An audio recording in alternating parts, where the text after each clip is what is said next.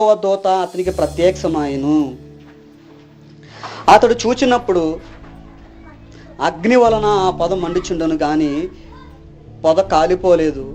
అప్పుడు మోసే ఆ పొద ఎలా కాలిపోలేదు, నేను ఆ తట్టు వెళ్ళి ఈ గొప్ప వింత చూతుననుకొనెను. దానిని చూచుటకు అతడు ఆ తట్టు వచ్చుట యెహోవా చూచును. దేవుడు ఆ పొద నడుము నుండి మోసే మోసే అని అతన్ని పిలిచెను. అందుకు అతడు చిత్తము ప్రభువా అనెను. అందుకు ఆయన, దగ్గరకు రావద్దు, నీ పాదముల నుండి నీ చెప్పులు విడువము, నీవు నిలిచి ఉన్న స్థలము పరిశుద్ధ ప్రదేశం అనెను. మరియు ఆయన, నేను నీ తండ్రి దేవుడును, అబ్రహాము దేవుడును, ఇస్సాకు దేవుడును, యాకోబు దేవుడును అని చెప్పగా మోసే తన ముఖము కప్పుకుని దేవుని వైపు చూడవెరిచెను. ఇక్కడ ఇప్పుడు దాకా మీకు చెప్పినటువంటి విషయాలు మీకు అర్థమై ఉంటాయి. ఇప్పుడు 3వ అధ్యాయానికి వచ్చేటప్పటికి దేవుడు ఇప్పుడు మోషేతో మాట్లాడుతున్నాడు అనమాట. ఏమని మాట్లాడుతూ ఉన్నారంటే, ఆయన ఒకానొక సందర్భాన ఈ ఐగుప్తుల్లో ఈ యొక్క ఫరో ఇంటికాడ ఉన్నటువంటి ఆ రాజభవనంలో పెరిగాడు. ఎప్పుడు చిన్న వయసు కాడి నుంచి 3 నెలల పాటి కాడి నుంచి 40 సంవత్సరాల వరకు పెరిగాడు. ఆ 40 సంవత్సరాల జీవితంలో ఆయన ఏమి అనిపించాడంటే, మన ఎబ్రిల్ రాసిన పత్రికలో అదే మనం చదువుకున్నాం. ఎబ్రిల్ రాసిన పత్రిక అపోస్తలుడైన పౌలు గారు ఆయన జీవితంలో మోసే గారిని జ్ఞాపకం చేసుకుంటూ, మోసే ఇటువంటి స్థితిలో నుంచి ఈ స్థితిలోకి వచ్చి ఆయన అవన్నీ అనుభవించి ఈ మాటలు ఆయన రాశారని, ఆయనకి అనుభవాన్ని పౌలు గారు చూసి ఈ మాటలు రాశారని నాకు అర్థమవుతాం అన్నమాట. ఇక్కడ మిద్యాను యాజకుడైన ఇత్రో అను తన మామ మందని మేపుచున్నాడు అంటారు. ఎవరి మందని మేపుచున్నాడు చూడండి. మీరు చాలా చోట్లకి మనం పనికి వెళ్తూ ఉంటాం. అక్కడ ఉన్నటువంటి వారు చాలా అధికారులు, డబ్బున్నవారు, ఆస్తిపరులు అయితే అటువంటి వ్యక్తి ఒకానొక దినమున నీ కళ్ళ ముందు ఆ ఇంట్లోనే పనిచేసి ఆ ఇంట్లోనే మనం వాళ్ళు ఇస్తున్నటువంటి జీతాలను, వాళ్ళు ఇస్తున్నటువంటి ఆహారాన్ని మనం తిన్నటువంటి ప్రజలమై ఒకవేళ ఉండొచ్చు, ఇప్పుడు కూడా ఉండొచ్చు మనం. అయితే అటువంటి సందర్భంలో ఉన్నతమైనటువంటి గొప్పవారే పనికిరానటువంటి పేదరికంలో కనబడితే మనం ఎలా అనుకుంటాం, ఎలా చూస్తాం మనం? అదేంటి వీళ్ళ ఇంటికాడ నేను పనిచేశాను కదా, వీళ్ళేంటి ఈ స్థితిలో ఉన్నారు అని ఎంతో బాధపడుతుంది.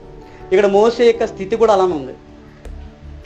రాజు భవనంలో పెరిగాడు, అధికారాన్ని చెలాయించాడు, కానీ దేవుని యొక్క వాక్యము, తల్లిదండ్రులు చేస్తున్నటువంటి ప్రార్థన నెరవేరుతూ ఉంది. ఇప్పుడు ఇలా గమనించండి.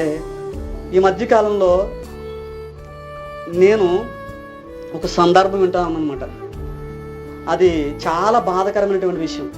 చాలా బాధాకరమైనటువంటి విషయం ఏంటంటే, 2 తల్లులు 40 years 40 సంవత్సరాలు అలా ఉంటాయి అన్నమాట. అలా మాట్లాడుకుంటూ ఒక ఆవిడ అంటుంది, నువ్వు చేసింది తప్పు కదా అంటుంది. మరొక ఆవిడ అంటుంది, అది తప్పేముంది అని అంటుంది. అంటే ఈ విషయాలు చెప్పడానికే అసభ్యకరంగా ఉన్నాయి, కానీ చాలా వాళ్ళ వ్యతిరేకమైనటువంటి దశలో ఉన్నారన్నమాట. ఏమంటుందంటే, నువ్వు చేసిన ఆ యవనస్తుడు అలా మాట్లాడితే నువ్వేం చెప్పాలి, ఇది తప్పు బాబు అని చెప్పాలి కదంటే, ఇంకొక ఆవిడ అంటుంది, అది తప్పేంటి, అతను వస్తే నేనేం చేయను, అతను మాట్లాడితే నేనేం చేయను. చాలా నాకు ఆ మాటలు వింటా ఉన్నాను, కానీ వాళ్ళు నేను అబ్జర్వేషన్ చేస్తున్నాను. ఎంత భయంకరంగా ఉన్నారంటే, తల్లి లాంటి వయస్సు గలవారు యవనస్తులైనటువంటి పిల్లలను నాశనం చేస్తున్నారంట. చూడండి, సమాజం ఎంత చెడిపోయిందంటే భయంకరంగా చెడిపోయింది. అందుకే సొదొమ గొమొర్రా పట్టణంలో పాపం ఎక్కువైపోతూ ఉన్నప్పుడు దేవుడు ఏం చేశారంటే, చిన్న పిల్లలతో సైతం కూడా అక్కడ మొత్తానికి మార్చివేశారు, అక్కడ మొత్తానికి అగ్ని చేత దహించారు.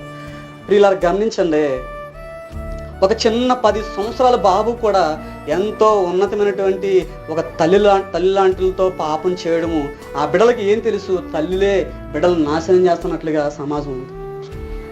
చూడండి, వాళ్ళు ఎక్కడో పనిచేస్తారంట, హైదరాబాద్లో ఎక్కడో పనిచేస్తారంట, వాళ్ళు మాట్లాడుకుంటూ వస్తున్నారు.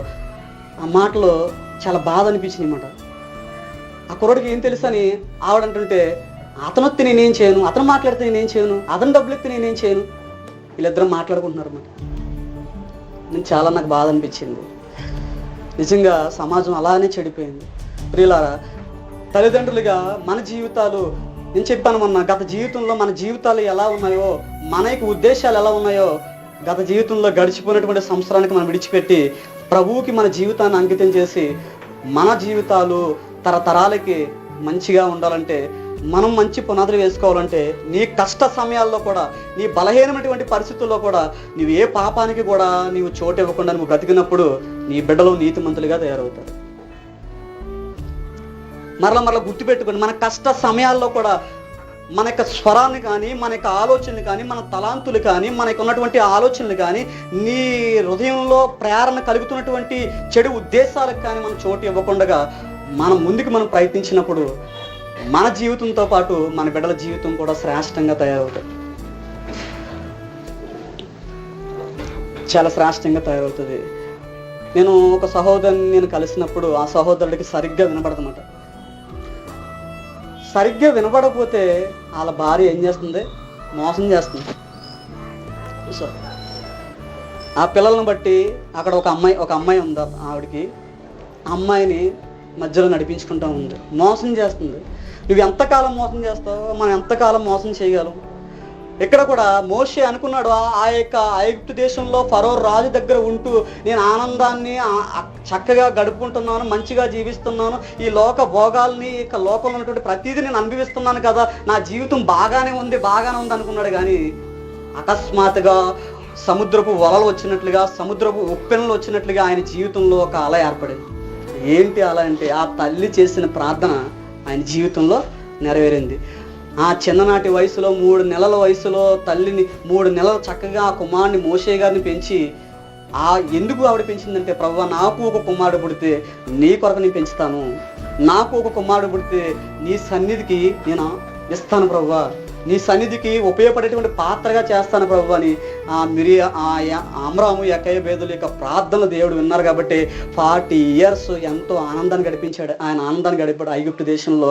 ఆ రాజు యొక్క ఇంట్లో, పూర్వం రాజుల ఇంట్లో ఎలా ఉండేదంటే, పని చేసుకునేవాడికి కూడా ఏమి తక్కువ లేకుండా వాళ్ళకి అక్కడ ఉన్నటువంటి ఇంట్లో ఉన్నటువంటి వారితో సహా పని వాళ్ళు కూడా ఏం చేసేవారంటే సక్రమంగా అన్నీ కొనిచ్చేవారు అన్నమాట. ఏది లోటు ఉండకూడదని, నా ఇంటికాడ పనిచేస్తున్నటువంటి కుటుంబస్తులకి ఏది లోటు ఉండకూడదని అలా చేసేవారు అన్నమాట. అటువంటి ఇంటిలో ఒక మంచి కుమారుడిగా పెరిగాడు ఎవరు? మోషే. అటువంటి మోషే ఎంతో ఆనందాన్ని, లోకం వైపు, దేవుని వైపు కాదు, లోకం వైపు ఆనందాలు ఉంటాయి కదా, శరీరాశ, నేత్రాశ, జీవపటంబము, ఇవన్నీ కూడా